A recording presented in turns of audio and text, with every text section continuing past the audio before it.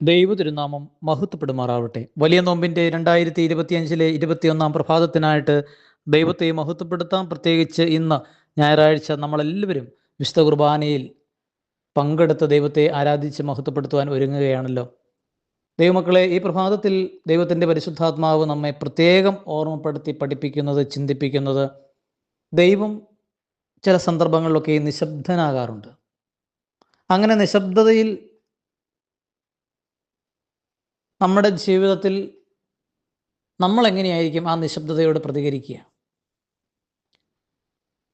പഴയ നിയമത്തിന് ശേഷം പുതിയ നിയമം ആരംഭിക്കുന്ന മാലാഖയ്ക്ക് ശേഷം ഉള്ളതായ ഏകദേശം 500 വർഷക്കാലം കർത്താവിൻ്റെ സൈലൻസ് നമുക്ക് കാണുവാനായിട്ട് ചരിത്ര പുസ്തകങ്ങളിലൂടെ നമുക്ക് കാണുവാനായിട്ട് സാധിക്കും.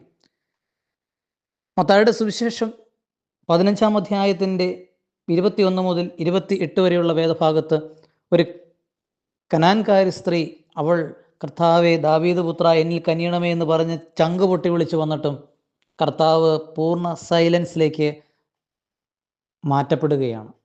ഒരു അക്ഷരം പോലും അവളുടെ വാക്കുകൾക്ക് മറുപടി കൊടുത്തില്ല എന്ന് വേദഭാഗത്ത് നമുക്ക് കാണുവാനായിട്ട് മത്തായിയുടെ സുവിശേഷം 15-ന്റെ 23 കാണാനായിട്ട് സാധിക്കും.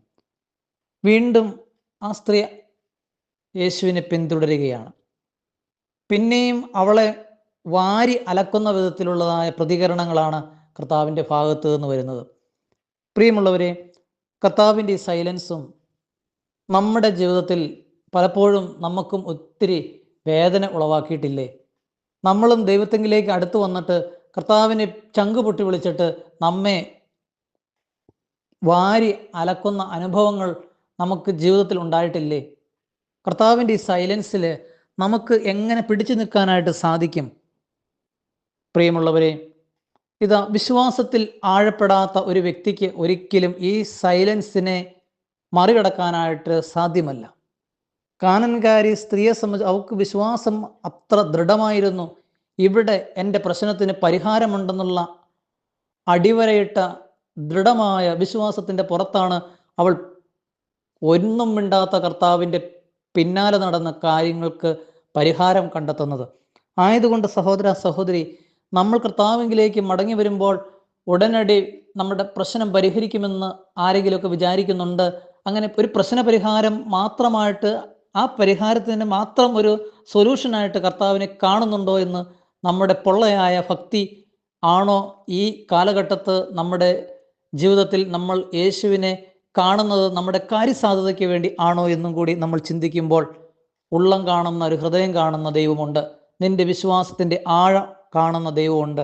അതുകൊണ്ട് സഹോദര സഹോദരി, നിന്റെ ആഴം എത്രമാത്രമുണ്ട്, വിശ്വാസത്തിലുള്ള ആഴം എത്രമാത്രമുണ്ട് എന്ന് കർത്താവ് നമ്മെ പഠിപ്പിക്കുന്ന ഒരു ഭേദഭാവം കൂടിയാണ്. അതുകൊണ്ട് നമ്മുടെ ജീവിതത്തിൽ നമ്മൾ ക്രിസ്തുവിലേക്ക് മടങ്ങി വരുമ്പോൾ, കർത്താവ് ഒരുപക്ഷെ നമ്മൾ കുടയുമ്പോൾ നമ്മൾ പതറിപ്പോകാതിരിക്കുവാൻ കാൻകാരി സ്ത്രീയെ പോലെ വിശ്വാസത്തിൽ ആഴപ്പെടുവാൻ പരിശുദ്ധാത്മാവ് സഹായിക്കട്ടെ. നിങ്ങൾക്കെല്ലാവർക്കും നല്ലൊരു സുപ്രഭാതം നേർന്നുകൊണ്ട് പ്രാർത്ഥനാപൂർവ്വം പുത്തൂർക്കുടലിൽ ജയ്മോനച്ചൻ.